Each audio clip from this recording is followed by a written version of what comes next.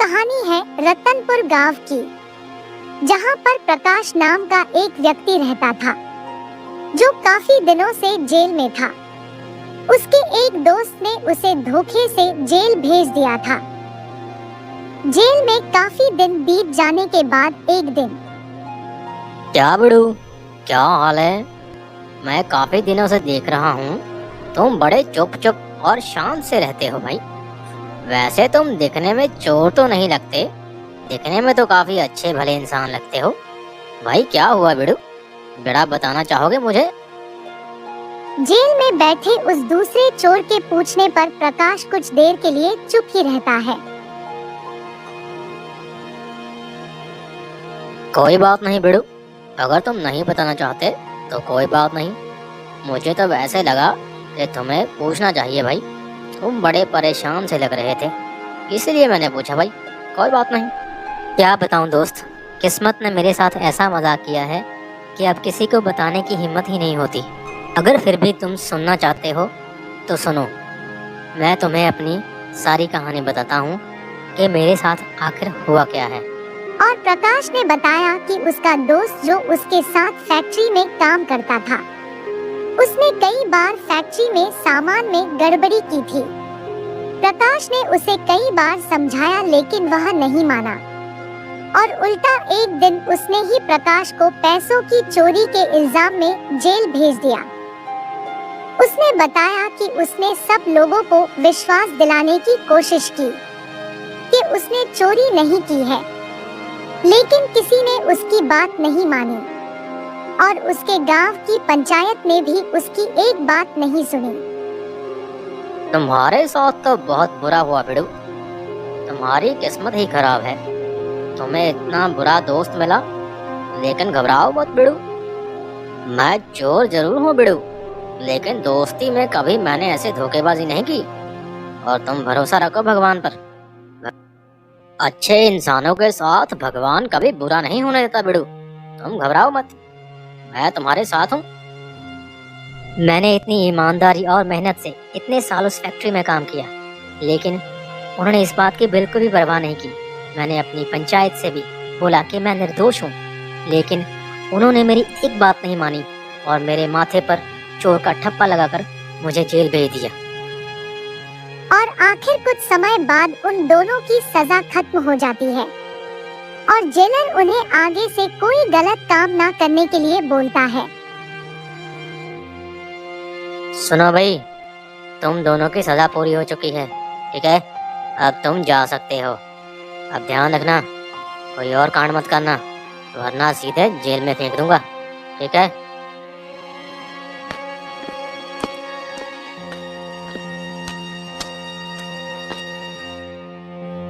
भाई अब तुम कहाँ जाने वाले हो? क्या तुम वापस अपने गांव जाओगे या कहीं और जाओगे? पता नहीं भाई, लेकिन मैं गांव नहीं जाऊंगा। उनके लिए मैं सिर्फ एक चोर हूँ, तो एक चोर का उस गांव में रहना बिल्कुल ठीक नहीं है, इसीलिए मैं उस गांव बिल्कुल नहीं जाऊंगा। बाकी पता नहीं, भगवान जहाँ ले जाए वहीं चला जाऊंगा। टेंशन नहीं लेने का भाई, तुम मेरे साथ चलो, तुम्हारा भाई अभी तुम्हारे साथ है। अगर तुम्हारे गांव वालों ने तुम्हें छोड़ दिया है तो क्या बात, तुम्हारा भाई है ना। टेंशन नहीं लेने का, बस खाने का, पीने का, सोने का और जिंदगी का मजा लेने का। चलो मेरे साथ। और वह दूसरा चोर प्रकाश को अपने साथ घर ले जाता है। है भाई हमारा छोटा सा घर, बस आपको यहाँ पे रहने का है और जिंदगी को एंजॉय करने का है। आज से हम दोनों मिलकर काम करेंगे और जिंदगी को पूरा एंजॉय करेंगे, बाकी सब टेंशन तुम भूल जाओ। अगली सुबह होते ही भाई मेरे साथ तुम्हारा आज पहला दिन है, तो देखते हैं आज कौन सा शिकार हाथ आता है। थोड़ा सा बस इंतजार करना पड़ेगा, कोई ना कोई तो आ ही जाएगा। वाह वाह, आज तो बहुत अच्छा मौसम है भाई, बस एक बढ़िया सा शिकार हाथ आ जाए, सब फिर घर जाकर खाना खाएंगे और अच्छे से सोएंगे। तभी एक व्यक्ति कुछ सामान लेकर सामने से आ रहा होता है।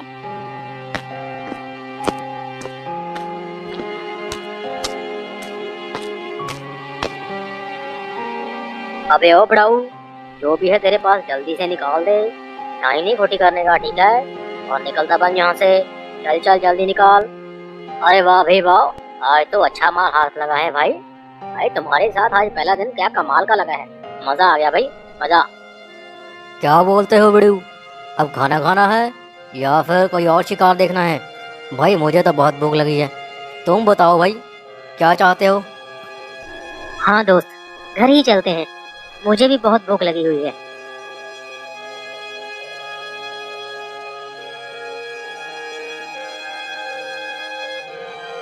वाह वाह, क्या खाना है भाई। खाना खा के तो मेरी भूख और बढ़ गई। अब खाना खाकर थोड़ा आराम करेंगे, बाकी का फिर कल देखेंगे। अगली सुबह होते ही दोनों फिर अपने काम पर लग जाते हैं। इस तरह काफी दिन गुजरते गए और वह आते जाते लोगों को लूटने लगे और उन्होंने काफी पैसे इकट्ठे कर लिए थे। एक दिन प्रकाश थोड़ा उदास सा बैठा होता है। तभी वह दूसरा चोर उसे आकर पूछता है,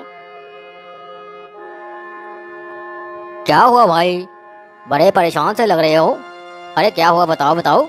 दोस्तों से बातें छुपाई नहीं जाती भाई, अब तो हम दोस्त है भाई। बताओ बताओ क्या बात हो गई? कुछ नहीं भाई, वो थोड़ी सी गांव की याद आ रही थी।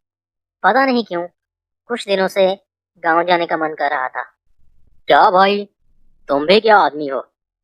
उन लोगों ने तुम्हारे साथ इतना कुछ किया और तुम्हारा दिल अब भी उनकी तरफ भाग रहा है। तुम सच में भाई बहुत ईमानदार और नेक दिल आदमी हो। इतना सब कुछ होने के बाद भी तुम्हें उन गांव वालों की याद आ रही है। सच में कमाल के आदमी हो भाई। जब वह दोनों आपस में बातें कर रहे थे तो अचानक से जमीन हिलने लगती है। अरे अरे अरे अरे भाई, ये तो भूचाल है। अरे बिड़ू, बचाना खुद को भाई, बचाना। भगवान का लाख लाख शुक्र है कि कुछ नहीं हुआ, कोई नुकसान नहीं हुआ। भाई मैं गांव जाना चाहता हूँ, दिल कहता है कि एक बार गांव जाऊँ। मैं जल्दी वापस आऊँगा भाई। क्या भाई, मैंने तुमको भाई माना है और तुम अपने भाई को साथ नहीं लेकर जाओगे? अगर तुम्हें बुरा ना लगे तो मैं भी तुम्हारे साथ जाना चाहता हूँ। दोनों साथ गांव चल पड़ते हैं, पर जब वह गांव पहुंचते हैं तो देखते हैं कि भूकंप की वजह से गांव में काफी नुकसान हो चुका था। काफी घर टूट चुके थे। अरे प्रकाश बेटा, तुम आ गए। तुम्हारी सजा तो कब की पूरी हो चुकी थी और तुम्हें आने में इतना वक्त क्यों लग गया? बेटा मुझे माफ कर देना, उस वक्त सारे सबूत तुम्हारे खिलाफ थे, मैं कुछ नहीं कर पाया। मुझे पता था कि तुम बेकसूर हो, लेकिन मुझे तुम्हें सजा देनी पड़ी। मुझे माफ कर देना बेटा। प्रकाश बेटा, इस गांव में भूकंप की वजह से बहुत नुकसान हो चुका है और गांव में राहत कार्य अभी तक नहीं आए। क्या तुम मदद कर सकते हो कुछ? अगर तुम मदद कर सकते हो तो बहुत अच्छा है बेटा। सरपंच साहब, आप बिल्कुल घबराइए मत, ये मेरा भी गांव है और मैं इस गांव की मदद के लिए हमेशा खड़ा रहूँगा। आप घबराइए मत, मैं और मेरा दोस्त इस गांव की मदद के लिए तैयार हैं। बताइए क्या करना है? अरे हाँ भाई बिल्कुल, मैं तुम्हारे साथ हूँ। जैसा भाई ने बोल दिया वैसा ही होगा सरपंच साहब। आप बताइए क्या करना है? देख लिए सरपंच साहब, इतना सब कुछ होने के बाद भी मेरा भाई इस गांव के लिए खड़ा है। दिल का बहुत ही सच्चा और नेक इंसान है, सब कुछ भूल भाल कर फिर भी गांव के लिए खड़ा है। और ऐसे आदमी को भला कोई कैसे कह सकता है कि ये चोर है? ना ना भाई, ये तो बहुत गलत बात है। मुझे पता है बेटा, उस वक्त मैं मजबूर था, इसीलिए मैं कुछ नहीं कर पाया, क्योंकि सारे गवाह और सबूत इसके खिलाफ थे। मैं कुछ नहीं कर पाया उस वक्त। दोनों साथ मिलकर गांव वालों की मदद करने लगते हैं। प्रकाश बेटा, हमें गांव की दूसरी ओर भी जाना होगा, वहां पर भी भूकंप की वजह से काफी नुकसान हुआ है। सरपंच साहब, ये तो दामोदर का घर है, काफी टूट गया लगता है। ये तो बहुत बुरा हुआ सरपंच साहब। चलिए सरपंच साहब चलिए, हमें इन सब की सहायता करनी चाहिए। आप जल्दी से राहत कार्य विभाग को फोन कीजिए, बाकी हम सब देख लेते हैं।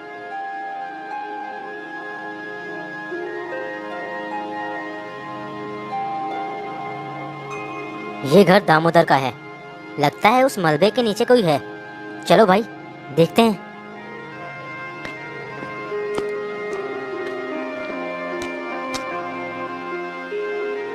कहीं ये दामोदर तो नहीं? हे भगवान, ये जिंदा हो बस।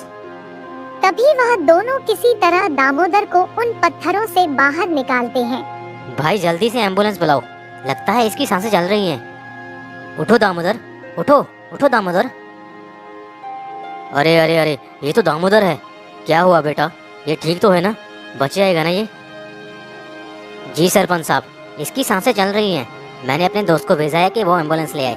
एक बार इसे हॉस्पिटल पहुंचा दें, फिर ये ठीक हो जाएगा। दामोदर को जल्दी से हॉस्पिटल पहुंचा दिया जाता है। सरपंच साहब, अब ये खतरे से बाहर हैं। हमने इन्हें बेहोशी का इंजेक्शन दिया है।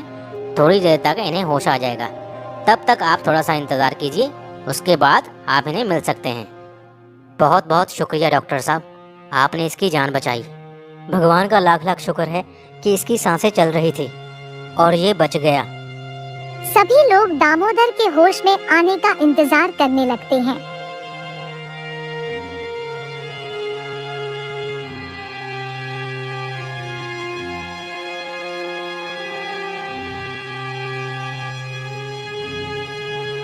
मैं कहाँ हूँ? कोई है? अरे दामोदर, घबराओ मत।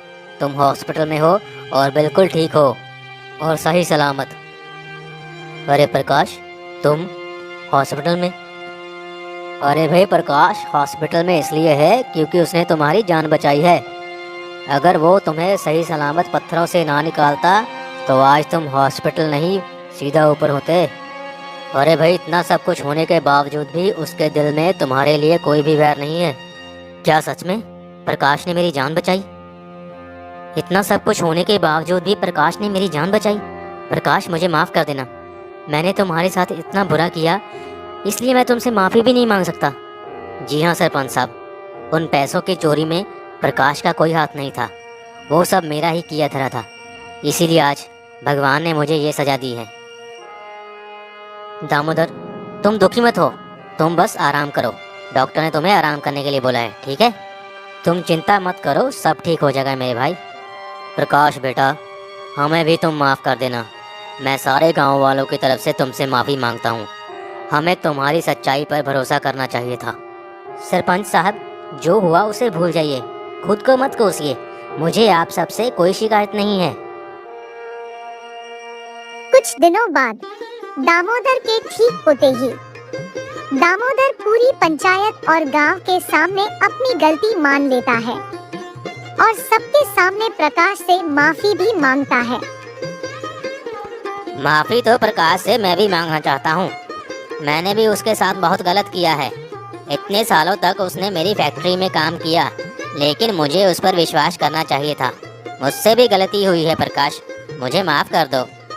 और प्रकाश, मैं पंचायत के सामने ये वादा करता हूँ कि पिछले 3 महीने की तुम्हारी सारी सैलरी मैं तुम्हें एडवांस में दूंगा। और मैं तुमसे विनती करता हूँ कि तुम दोबारा मेरी फैक्ट्री में आकर मेरे साथ काम करो प्रकाश। धन्यवाद जितेंद्र जी। भला मैं कैसे पीछे हट सकता हूँ? आपने मेरे लिए इतना कुछ सोचा, मैं आपके लिए हमेशा तैयार हूँ। उस फैक्ट्री में मैंने इतने साल बिताए, भला उस फैक्ट्री को छोड़कर मैं और कहाँ जा सकता हूँ? क्या भाई, मैंने तुमसे बोला था ना, भगवान पर भरोसा रखो, भगवान सब ठीक कर देगा। देखा, अब सब गांव वाले तुम्हारे साथ हैं, ठीक है ना? हाँ भाई, सच में तुम्हारा दिल से शुक्रिया। अगर उस मुश्किल घड़ी में तुमने मुझे संभाला ना होता ना, तो शायद मैं कहीं और भटक रहा होता। तुम एक सच्चे दोस्त हो भाई। अरे भाई, दोस्ती में शुक्रिया नहीं बोलने का। वैसे भी तुम्हारे जैसा दोस्त पाकर मुझे भी बहुत खुशी हुई भाई। मिलता रहूंगा मैं। प्रकाश के पास जो चोरी का धन होता है वह उसे सरपंच को दे देता है ताकि वह उस धन से भूकंप से पीड़ित गांव वालों की सहायता कर सके। सरपंच साहब, मेरे पास ये कुछ पैसे पड़े हुए हैं। मैं सोच रहा था कि आप इन पैसों को गांव वालों की भलाई के लिए इस्तेमाल करें। उन लोगों को इसकी ज़्यादा ज़रूरत है। उस धन को लेकर सरपंच उसकी नेकी और सच्चाई की खूब तारीफ करता है।